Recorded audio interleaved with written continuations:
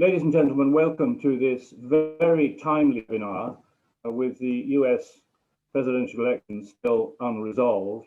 And we're absolutely delighted to have Carne Ross, who joins us from North Wales, where he's living now, who was the founder of Independent Diplomat and is going to talk to us this morning and share his thoughts. Carne's a writer and thinker. He's a former British diplomat who resigned over the Iraq war because of lies that were being told that carried us into war. And since then, he founded and ran an innovative non-profit Independent Diplomat company, as it's called, that advises democratic countries and political movements on their diplomatic strategy. He's written two seminal books, one of which I have here that arrived yesterday, called The Leaderless Revolution. And I urge people to consider reading it. I can only quote from what John le Carre said of this book: so bold, so full of incontestable truth and overwhelming convictions that it should be read by every diplomat, politician, and thinking citizen with the courage to pick it up. So I have no hesitation in recommending that as a great book. And so, Carne, in welcoming you to this webinar, I wonder if we could start off with you giving us a feel for your background, which I referred to, and explaining what led you to establishing Independent Diplomat and writing the book, and then we can move on from there to reflect on what's going on in the world at the moment. So, Carne, over to you. Thank you, Roddy. Thank you very much for having me. Greetings, everybody. Well, my journey is really, in a sense, an unconventional one, because I was very much an insider in the British government, working for the diplomatic service for 15 years on various different topics, but culminating at the United Nations, at the UN Security Council, where I was responsible for the Middle East and above all for Iraq and the issue of weapons inspections and sanctions. And that's what led to my resignation from the Foreign Office, because I resigned over the misleading case for war made by the government before the 2003 invasion. I gave secret testimony to the first official inquiry into the war in 2004, the so-called Butler inquiry, and then set up Independent Diplomat, which was designed to meet a very clear deficit in conventional diplomacy, which is that when diplomatic forums like the UN Security Council discuss places around the world, whether it's East Timor, Palestine, or Syria, you can pretty much guarantee that the one group of people who are not present in those discussions are the people from that very place. I called it the diplomatic deficit in my analysis of diplomacy. And Independent Diplomat was set up to try to solve that deficit by bringing the people most concerned in any diplomatic decision, those most affected by that diplomatic decision, into the diplomatic room, into the forum itself, right at the heart of diplomacy, whether at the UN Security Council or the European Union or bilateral diplomacy, so that their voices are heard and so that those diplomatic decisions would be better because they included the voices of those. At the same time, in setting up this NGO and leaving the world of government, I went through a deeper kind of revolution in my own thinking, which was to transform from being a commitment to a state-based capitalist system to one more that believes in a bottom-up arrangement of government and indeed economic participation, that the world is in deep trouble in a number of respects and that we need much more imaginative approaches to put it right. Thank you. Well, thank you very much for explaining that. And as we look at the way in which the world is working now, both from a foreign policy and political aspect, and could people please make sure they're mute as well on this call? Can you comment on what you see going on in the West and how you think people in other totalitarian states perhaps view the rather perhaps inefficient workings of the democratic process? Well, I think leaders like Vladimir Putin must be looking at what's going on in the United States with absolute glee, because his clear goal has been to undermine Western democracy wherever he finds it, and he's actively contributed to that through the various nefarious activities of the Russian state in interfering with elections, social media, etc., if not downright cyber warfare. So the Western democracy is clearly in trouble.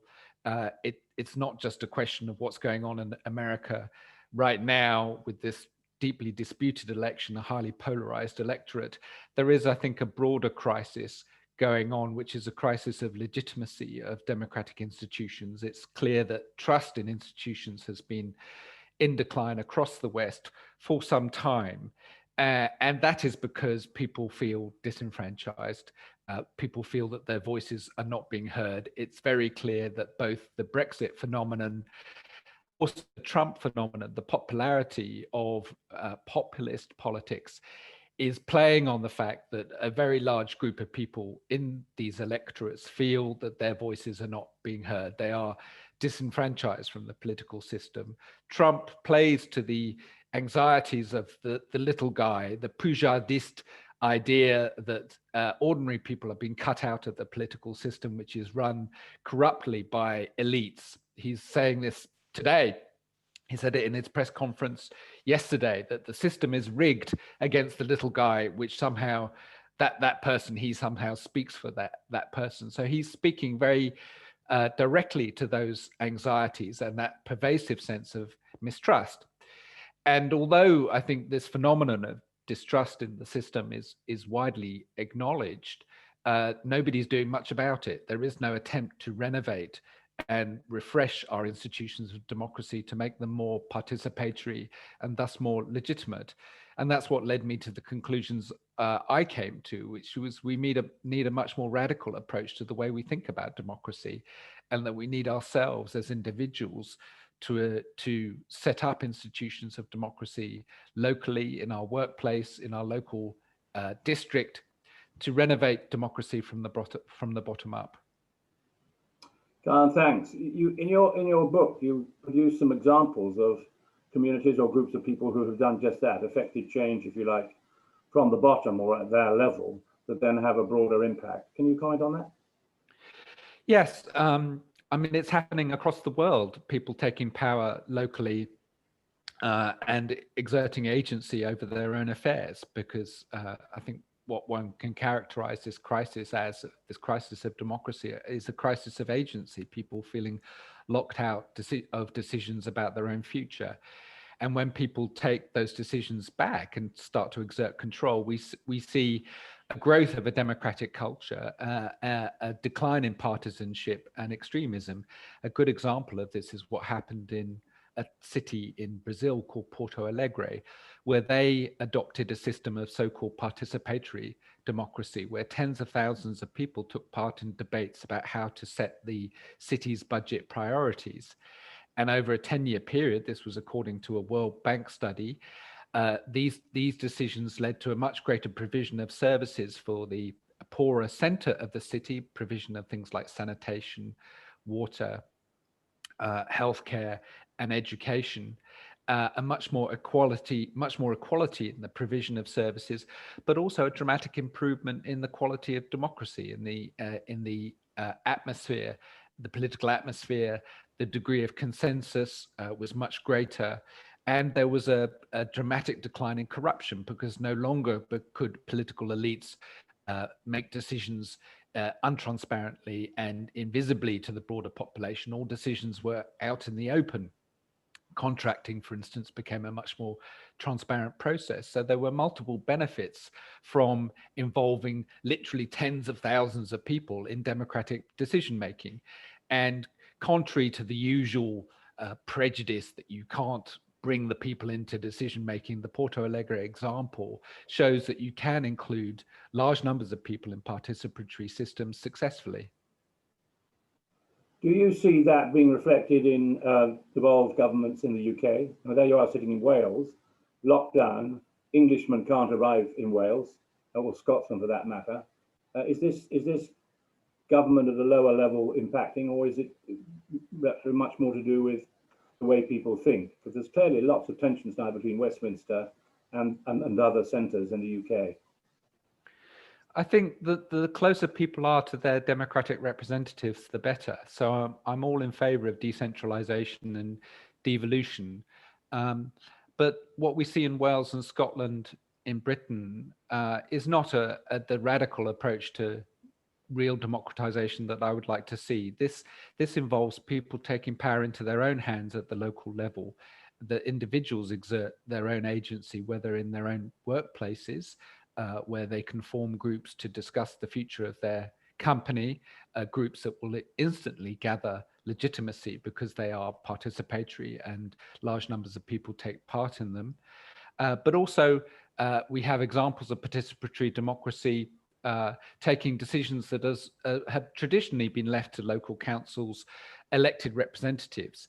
My kind of democracy is direct democracy, participatory democracy. It's the opposite of so-called representative democracy, which I don't see as very representative, where the many elect the few and the few take decisions for the many. I would rather see the many take decisions and the few implement those decisions. Completely the inversion of the way we traditionally see democracy. That's the only way to truly embed democracy in the population as a whole and give people back the agency that they are so craving.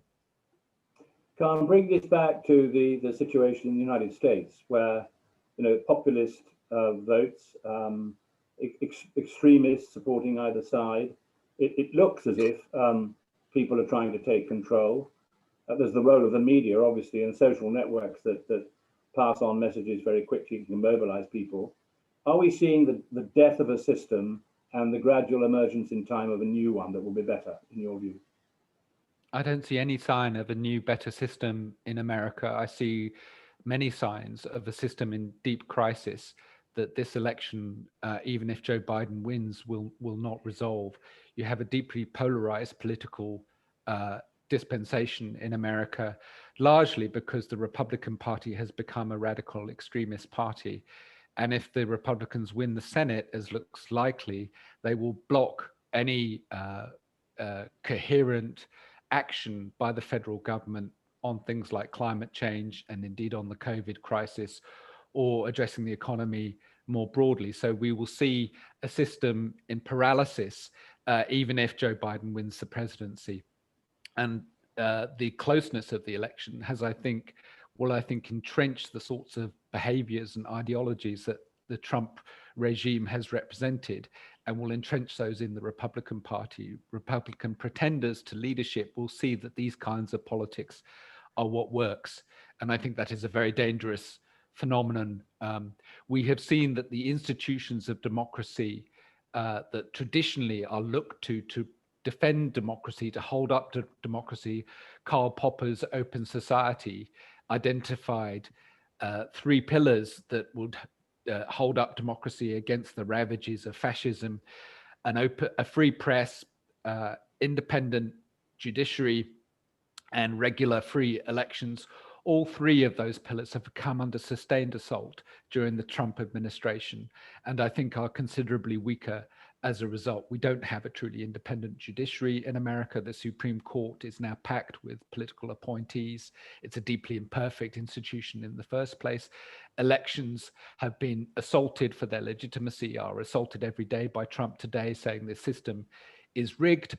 And he has systematically attacked the media as being captured by elite liberal interests in such a way that has sown distrust broadly across the country. So I think democracy is in deep trouble in America, and it will take a great deal of effort to rebuild these institutions in a way that helps sustain democracy. It's a very, very worrying situation. One of the things that you also write about, of course, is the enormous gap between the small number of people in society and the world in general who generate and hold the wealth, and the large number of people who are at the other end of the spectrum. This divide between those, the haves and the have-nots, is a global issue. Can you comment on that as a source of trouble for the future? I think it's at the heart of why people feel disenfranchised. And this is playing into right-wing extremism as much as other political phenomena. And one of the reasons people feel disenfranchised is they have been cut out from the benefits of growth. Statistics demonstrate that over the last few decades, the benefits of growth have very largely flowed to a very tiny minority of people. The richest 1% own 44% of the world's wealth. Less than 56% of the world's population own less than $10,000 in wealth. It's a huge disparity that seems to be getting worse rather than better. And people aren't fools when they see that happening, when they see a small group getting richer and richer and their own incomes and wealth essentially static. They get angry. They feel that the system is rigged against them. And they're right, it is rigged against them. The question is, what happens then politically? Does somebody provide a plausible answer to this growing inequality, or do they simply play to the extremes and blame foreigners, blame the system, pursue autocratic and fascistic solutions to this crisis? This crisis is widespread. It is not going away unless we adopt radical policies to address this inequality. I think the democratic system in every country is threatened, because it's clear that the system does not act in the interests of everyone, that people's economic interests are ignored. Unless you have economic fairness, you cannot have a working democracy. There has to be some economic justice. They are two sides of the same coin. Political, democratic stability and economic justice go hand in hand. If we look at Asia for a second, some of the fastest growing economies in the world, of course, are there. China leading them, Vietnam also right up there, and India. If you are living in a totalitarian state of that sort, your leaders, I suppose, can be forgiven for pointing to the Western democratic model and saying it just doesn't work. So why want that? What's the answer to that? How can we, if you like, defend democratic principles in the face of autocratic criticism, and avoid this move from democracy towards demagogues? Are you an optimist? Do you see a way through to doing that? Arguably, those totalitarian regimes, those autocratic regimes, in particular China, have only survived because they've managed to bring growth to their populations, very rapid growth, and elevated hundreds of millions of people from poverty. This success can't be ignored, but that economic growth has been the source of legitimacy for these regimes. That economic growth and its rapidity will not last forever. Indeed, there's signs in China that it's already slowing, not only thanks to COVID. And with that slowing of economic growth, I think we will see greater questioning of the political system in China and perhaps elsewhere as well. Autocratic systems are inherently unstable because they do not allow for people to speak and to have participate in decisions about their own future. People are not fools. They will only accept that as long as there is a trade-off where they're getting substantially materially better off. Once that ascendancy ends, once that trajectory flattens off of growing wealth, then I think we see the autocratic systems, their legitimacy will start to be questioned. So I don't see autocratic totalitarian regimes as necessarily sustainable in the way that others might. At the same time, I think, as Voltaire said, we must tend our own garden. There is no better argument for democracy than improving our own democracy and making sure that it works and that delivers the benefits of prosperity more broadly. That's not just pursuing growth, it's actually pursuing a fairer distribution of resources, of provisioning people not necessarily with the fruits of growth, but with the necessities to have a decent life. Those necessities already exist. We already have enough wealth. It just needs to be shared more fairly. And would you describe yourself as an optimist, Carne, or not, looking at the current scene? When I wrote the book, I think there was a deep belief, it was at the time of the Obama administration in America, I think there was a deep self-satisfaction about the capitalist democratic system, that somehow that system was ineffable, could fix its own faults, was eternal. I began thinking about the book at the time of the end of history, of the collapse of the Berlin Wall, the collapse of the Soviet Empire, and a deep complacency in the West that capitalism and democracy were the only ways that societies could successfully govern themselves. One cause of optimism is that fewer and fewer people actually believe that anymore.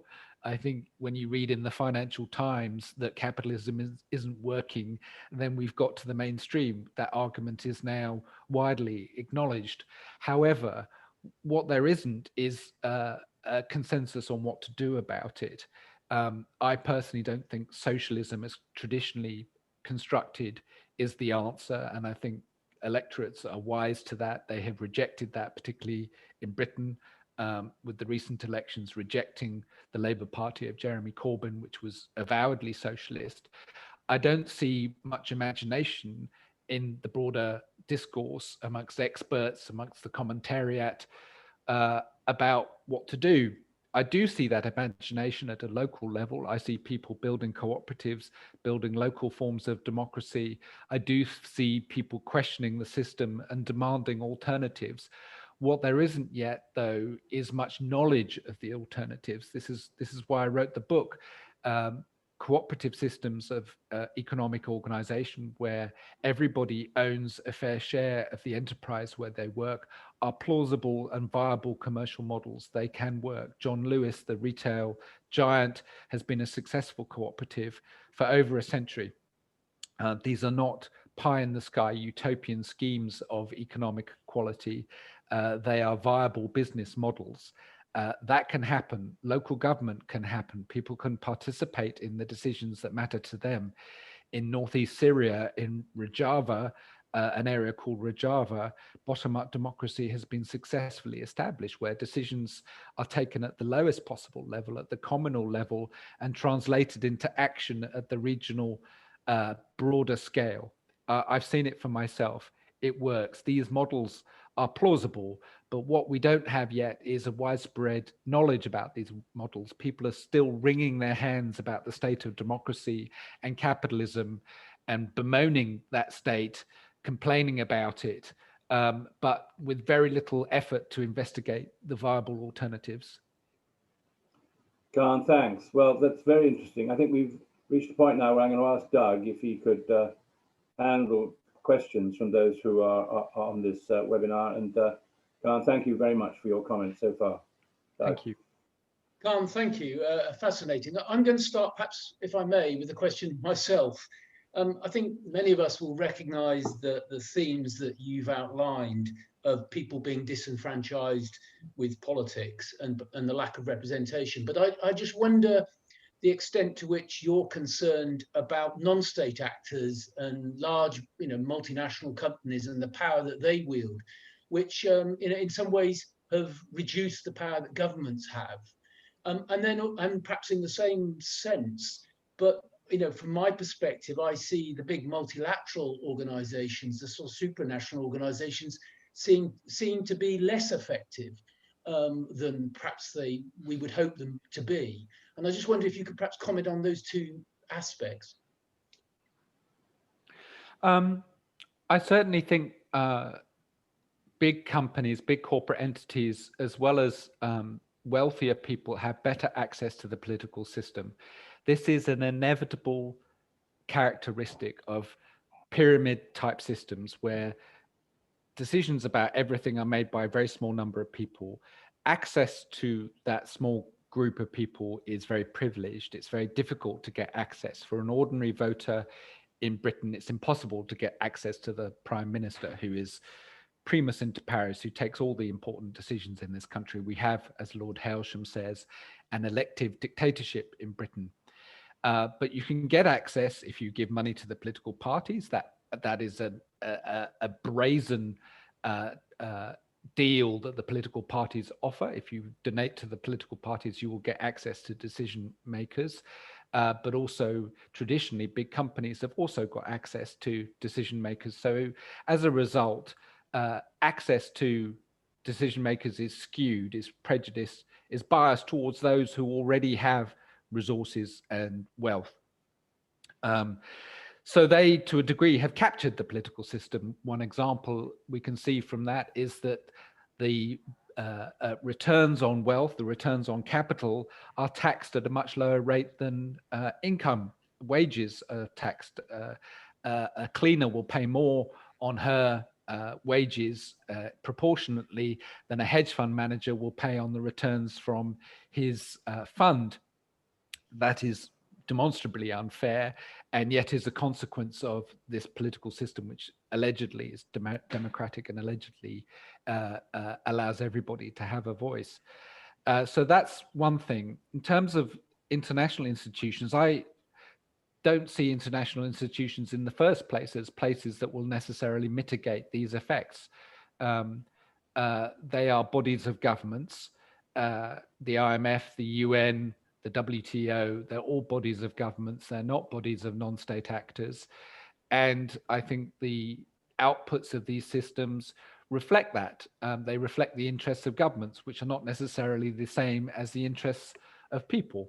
And these bodies are not mitigating these broad global phenomena, including inequality, that we see. I think there is another crisis we haven't mentioned yet, which is the environmental crisis, the crisis of climate change, which is a very, very grave crisis. And intergovernmental bodies, the IPCC, sorry, the UNFCCC process, the global climate process, which is a process of negotiation amongst states that produce, for instance, the Paris Agreement. They are not solving, this process is not solving climate change. The collected commitments of states under the Paris Agreement will take us to a world of at least 2 to 3 degrees centigrade warming, which is a disaster for humanity. So these bodies are not effective in solving the world's problems. I think we can safely conclude that. Thank you. We have a question from David Wallace. David, would you like to ask your question, please? Yes, please, and thank you very much. Carne, it's a great presentation that you're giving. I love your reaction to the questions. I hope this isn't too theoretical. I'm a great fan of Michael Young. He wrote, I don't know if this means anything to you, he wrote The Rise of the Meritocracy in the mid-50s, in which he tried to understand the impact of the necessary meritocracy to compete globally. And the consequence of that, he surmised, would be a rise in populism and eventually revolution, actually, through the populists. I mean, I think it's a fantastic book. Of course, he did not get everything right, but I wonder if you think that his ideas are any relevance today. I think they're absolutely relevant as described. I'm not familiar with him, but thank you for telling me about him. I'll look into him. As you've described them, that prognosis seems absolutely correct. When people feel disenfranchised, you open the door to populists and autocrats who speak to that sense of disillusionment and frustration. And we've seen that amply illustrated in the United States over the last few years, but not only in the United States, also elsewhere. And I think it's a great danger to Western democracy that as long as the fruits of economic prosperity are not properly shared, and I don't mean shared out by the state, by the way, because I don't see that necessarily as the answer. As long as those fruits are not properly shared, people will feel cheated. And when people feel cheated, they get angry. And when they are angry, they are ripe for exploitation by the likes of Donald Trump and other would-be autocrats across the world. We see this in other countries too. I know, Doug, you don't want any supplementaries, but what follows on naturally, and you're not a little bit anxious that if you have people making decisions bottom up, collective decisions aren't necessarily the best, because you can have collective insanity, if you want, from that. Am I being overly pessimistic? Forgive me, Doug. I think when you give people responsibility for their affairs, they tend to behave responsibly. The social science evidence is that when you give people real decisions to take rather than expressing opinions about things, i.e. not having a debate, but actually having to take a decision about their local school or hospital, people take those decisions very seriously. And there is a tendency towards consensus. There is a tendency towards respecting each other's opinions. I don't think the system is perfect. No system of decision-making is perfect, democracy is inevitably a messy business. But my view is that when people take decisions themselves about their own affairs, they take those decisions very seriously. They are better informed about their local affairs because they are closer to them. And I think better decisions, therefore, will tend to result rather than a distant elite making decisions for them. I'd love to debate further. I'm going to mute now. Thank you very much. Thank you.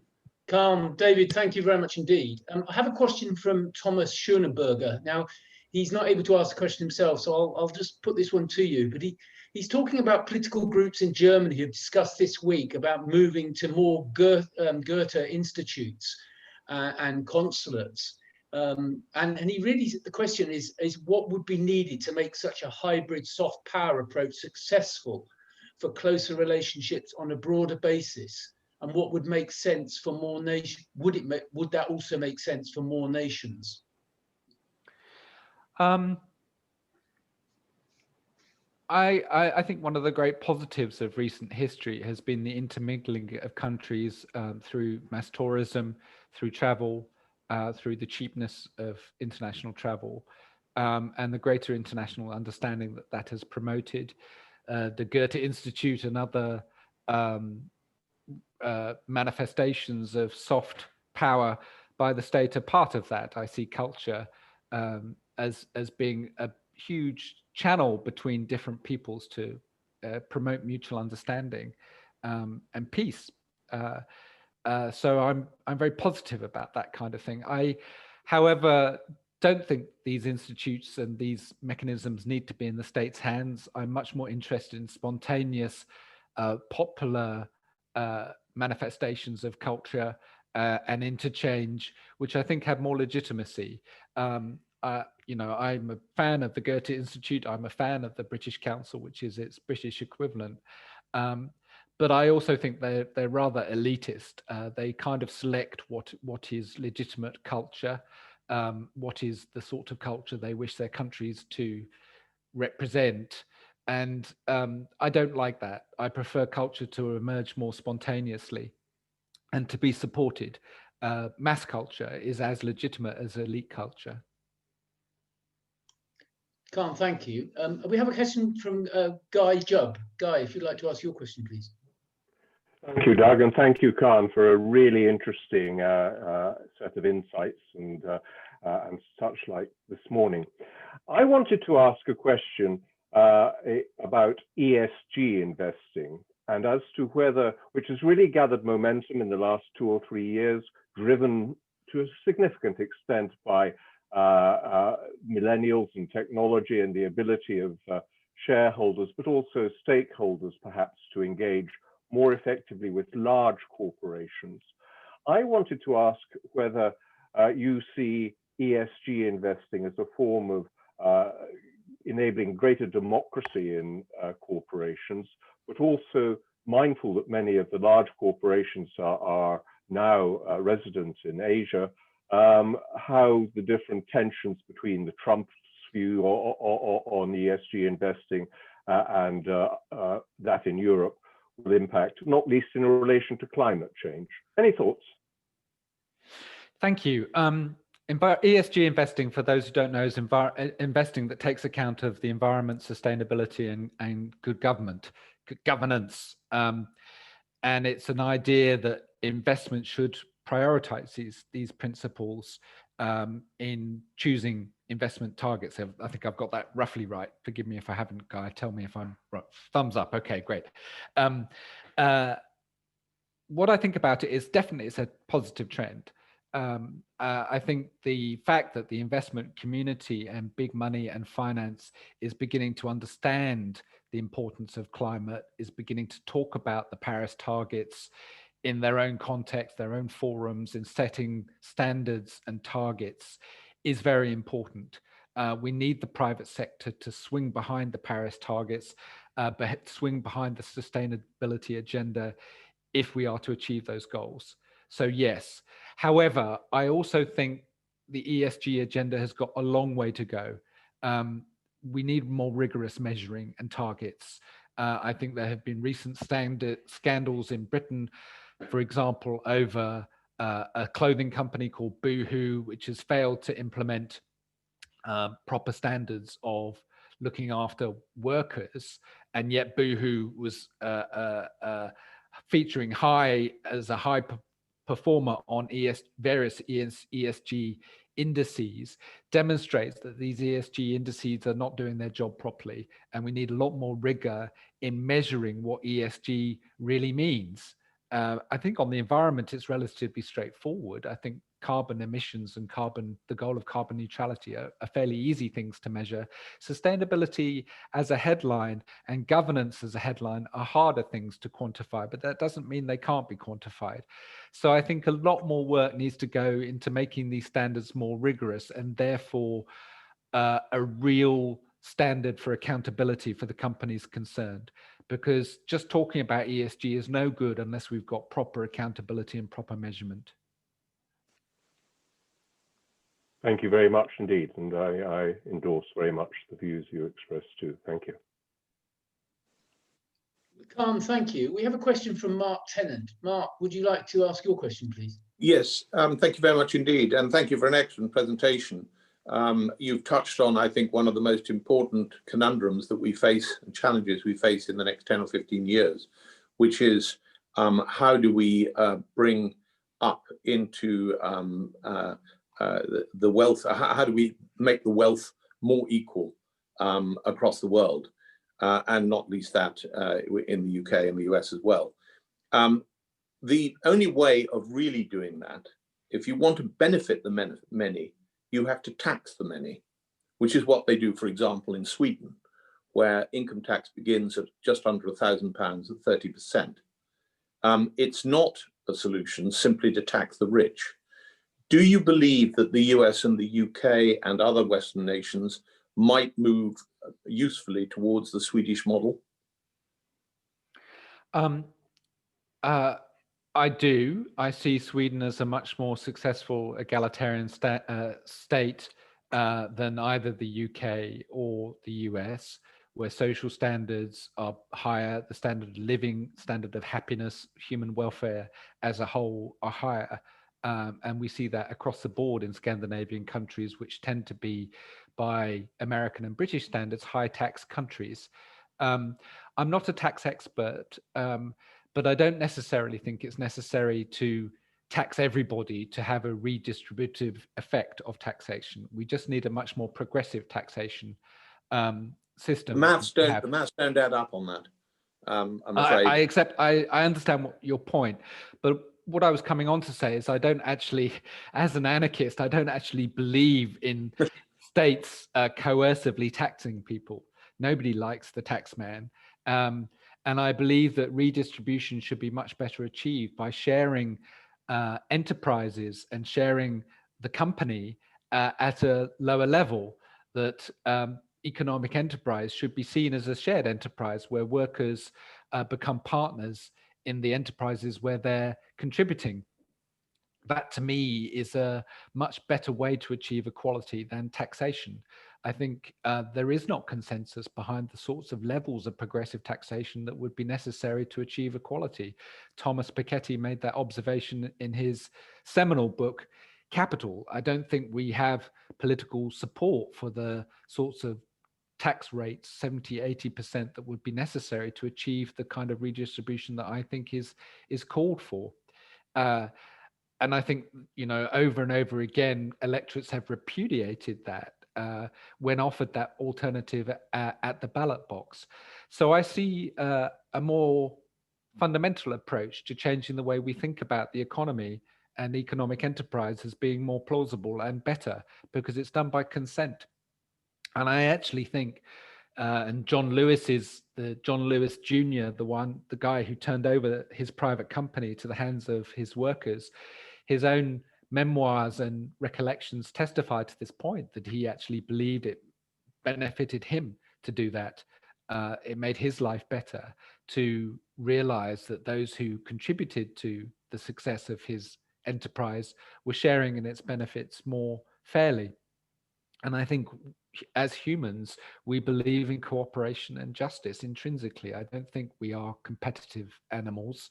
I don't think we believe in the dog-eat-dog world that capitalism has created. I think people actually have an inherent sense of justice, which at the moment is being deeply offended. I think we've internalized the logic of capitalism that everybody's out for themselves. I don't think that's true.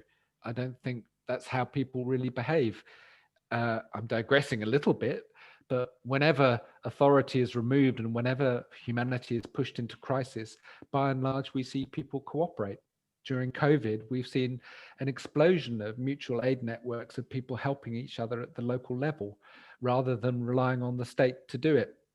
So I'm fundamentally optimistic about people's willingness to implement justice in their own lives. We only have one, John Lewis. Odd, isn't it? It is odd, but that doesn't mean there Oh can't no, we be have the more. Co-op Bank actually. Well, really that's a more complicated story. I don't think that's actually any longer a cooperative, is it? No, but it was when it went bust. Yes. Mark, Carne, thank you. Jim Carroll, if you're there, would you ask your question, please? Thank you, Doug. Thank you very much, Carne. My question is, I have to say I haven't read your book yet, Carne, but I will. And looking for and working for participatory democracy, I wonder, what do you see the role of political parties, political movements, civil service, and such institutions in an effective participatory democracy? I think that the core of effective participatory democracy is decision-making at the lowest possible level. It doesn't mean there shouldn't be a central government secretariat to implement those decisions, but what matters is where those decisions are taken. As an ex-civil servant, I'm a believer in a professional civil service. I've got a lot of respect for the British civil service and indeed other civil services, diplomats I came across in my work as a diplomat. People who believe in public interest and in service as a principle in their working lives. I've got a lot of respect for that. So I'm not against it, but I am against the politicization of these bodies of people. I think it's immensely important that state institutions are constantly exposed to democratic accountability and need to be much more transparent. We have a culture in Britain where the government is not transparent, it's extremely secretive. And we find the state doing things over and over again, whether it's handling child abuse or planting police spies in political movements, over and over again, we find examples of state abuses of power, which would not come about if the state was more transparent in its activities. So I think transparency of governmental bodies is absolutely crucial. And funding, political party funding as part of the package, state funding? I don't see how the state can fairly make decisions about which political parties should warrant funding and which shouldn't.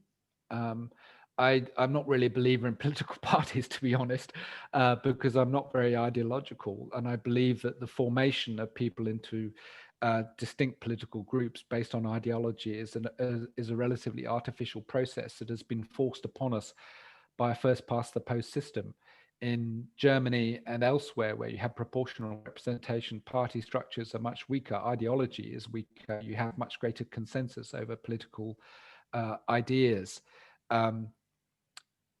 First past the post systems have led to political polarization. You see it above all in the United States today, but it's also led to political polarization in Britain. Referendums have the same effect actually as well, even though those are more direct participatory mechanisms. So I'm not a big fan of political parties. I believe that people are complex beings. They have complex needs. Their needs are discrete in that they are expressed about different issues. My primary interest is the governance of my children's school and how they are taught. That is not a party political issue. That is something about the school, its personalities, and I suspect most of the parents at that school would feel the same way. Our interests are largely local and don't lend themselves to ideological approaches. Doesn't mean I don't have ideology, I do, but I think important than political parties pretend. Thank you. Jim, Carne, thank you very much indeed. I'm going to try Sunil again. Sunil, if you'd like to try once more. All your solutions, Carne, are well left of the center, you know. But then you say that democracy and sort of socialist ideas are not successful. So socialism is not successful. So I think there's a contradiction there. I find a couple of contradictions which I wanted to point out. Then you talk of direct democracy, which is kind of referendum system that Switzerland has possibly. But Switzerland has, you know, made it into a fine art. They understand what it is. If we had referendum, if we had direct democracy, we'll be in a gridlock for the most time. Then you also say that once countries become wealthy, they will start questioning autocracy or totalitarianism. But examples abound. Japan is a totalitarian state. South Korea is a totalitarian state, single party, democracy, if you like to call it. So those are my 2 or 3 sort of contradictions that I pointed from you, and I just wanted you to comment on those. I also wanted to ask you very quickly on ESG and UBI, but ESG has already been asked. So I also wanted to know your thoughts on UBI. Thank you. Sure, thanks for those questions. Lots of questions. You called me left of center. I don't call me left of center. I'm not a socialist. I don't believe in state control. And I think what people reject about what hasn't worked about socialism is state control. It's the state owning the economy and deciding where resources should be allocated. I'm not a believer in that, so I'm not a socialist. And so you can't group me with the socialists, even if my views may be left of center. They're left of center in that I believe in economic justice and participation.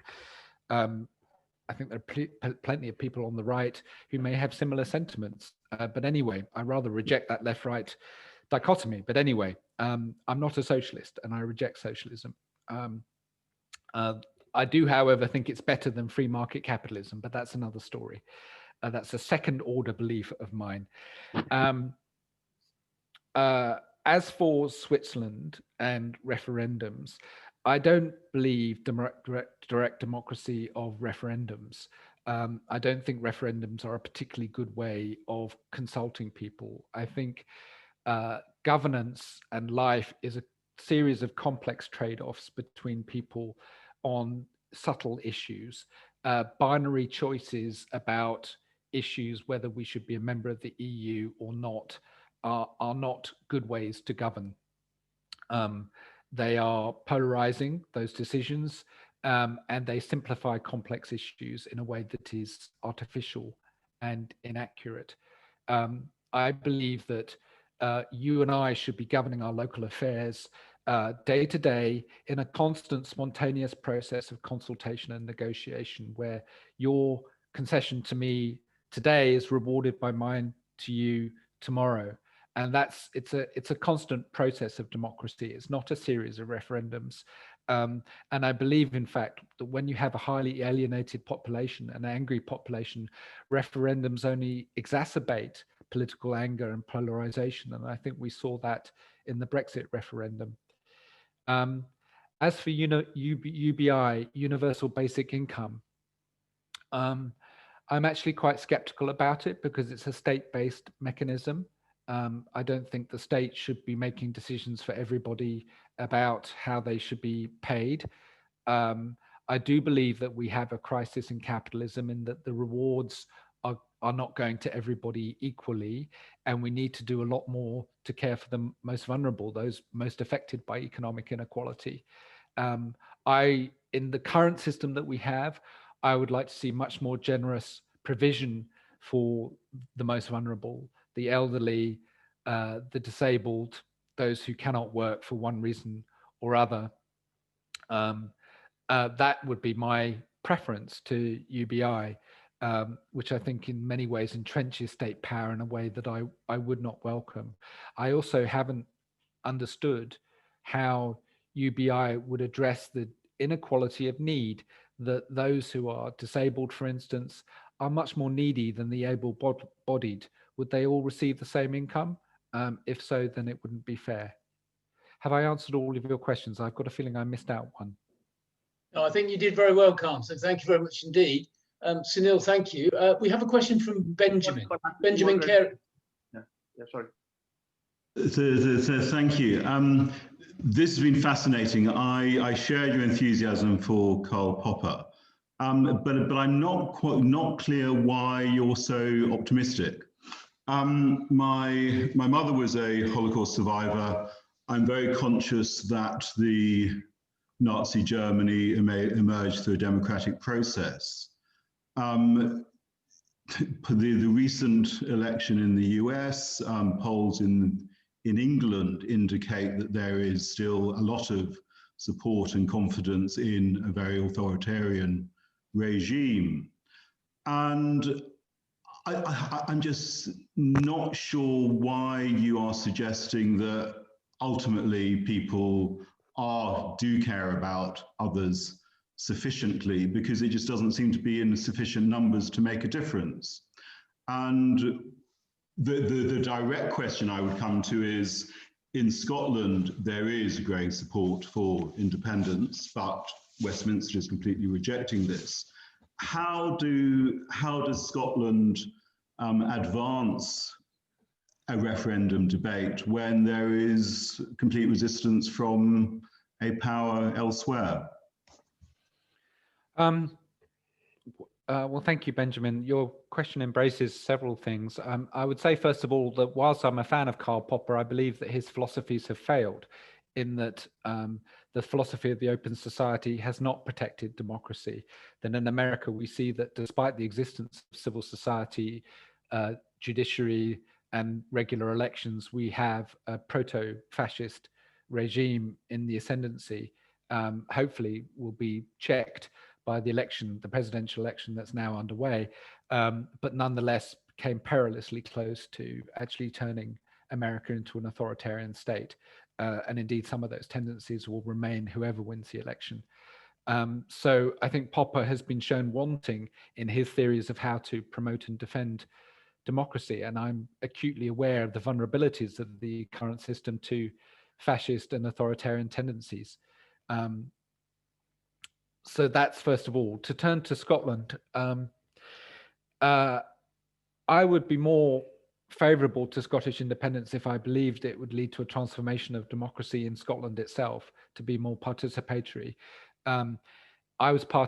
I advised the Catalan government during their struggles for independence, and made the same point to them that why not set up Catalonia as a different kind of democracy that would increase its legitimacy. And I would make the same point to the Scottish nationalist government in Scotland. Is the best way to make your claim for legitimacy is actually to make the democracy truly legitimate in Scotland. And that's not by endlessly harping on about a referendum, but it's actually to embed democracy in local communities, to build a genuinely bottom-up democracy in Scotland that will have enormous legitimacy and will make a very persuasive case for independence. In some ways, it would make independence less necessary because you would be actually practicing truly independent democracy. Unfortunately, in the current constitutional dispensation in Britain, the Scots have no alternative but to wait for England to grant them a referendum. I think Catalonia has demonstrated the foolishness of pursuing referendums without agreement from the centre.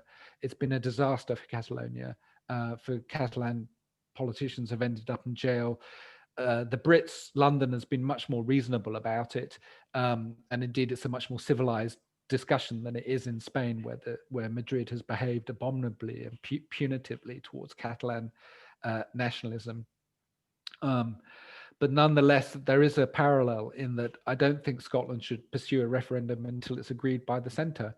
But as I say, there are other ways to demonstrate your true independence and your commitment to true democracy than through referendums. I think that's very positive, but then why are you optimistic that that's? Because I think that when you sit people down and give them real responsibility over decision making, people tend to behave reasonably.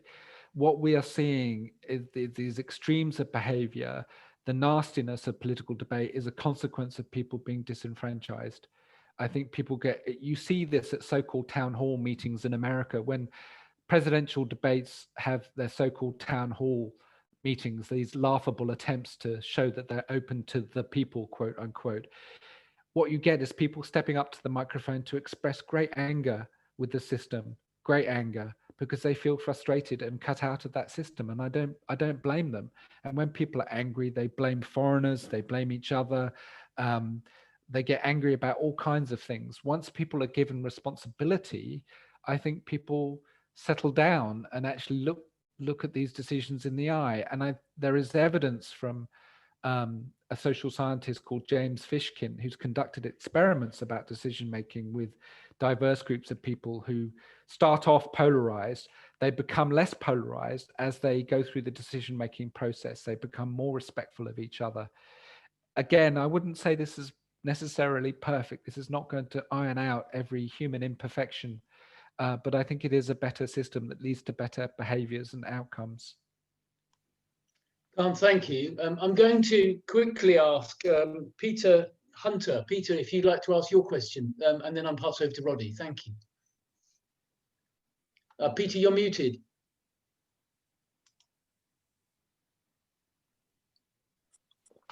Carne, good to talk to you and enjoying your talk. And I remember our time in New York, and I remember all the TV crews coming down to your premiere on Broadway of the play you wrote. And nobody would ask about your play. They would only ask the British ambassador about problems in the Middle East and things like that. But the serious question is, you've mentioned the civil service, our civil service and the Foreign Office and things quite a lot. And we've seen quite a lot of interference with that recently. Do you feel that it is becoming too politicized? Thank you, Peter. It's good to see you. I have mixed feelings about this. On the one hand, I actually really the wishes of a newly elected government to have a civil service that does what they want and aligns with their political philosophy. After all, they were elected and the civil service wasn't.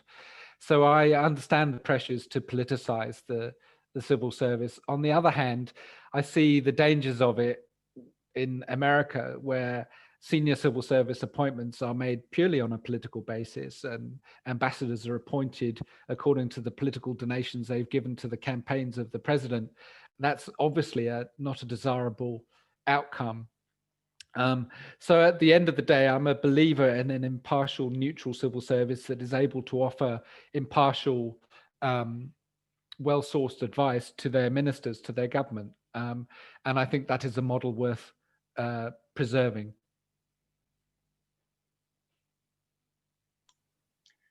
Carne, Peter, thank you. Roddy. Oh, sorry, Peter. No, that's fine. Thank you very much. Thank you. Roddy, if I may hand over to you. Thanks, Doug. And Carne, a huge thank you to you. Again, as America wrestles with its current presidential election, and as we move forward, and as the Asia Scotland Institute, we encourage young people, tomorrow's leaders, to engage with what is the century of Asia, and understanding that and getting a better grip on the different systems that exist in the world. And your comments over the past hour have been hugely helpful and illuminating. And I think this is hopefully the beginning of a conversation involving you that we can come back to again in the future. I remember you said to me once that many of the post-Bretton Woods institutions that were established were well past our sell-by date, and that may well be the case. But on behalf of everybody on this webinar, thank you so much for your very insightful views of what's going on in the world and sharing your thoughts and philosophies with us. We're very, very grateful. Well, thank you very much for having me. I really enjoyed the discussion. And buy the book. Buy the book. Thank you, Roddy. Thank you. Thank you very much indeed. Doug, thanks. Thank you, Doug. Carne, thank you. Thank you very much, everybody.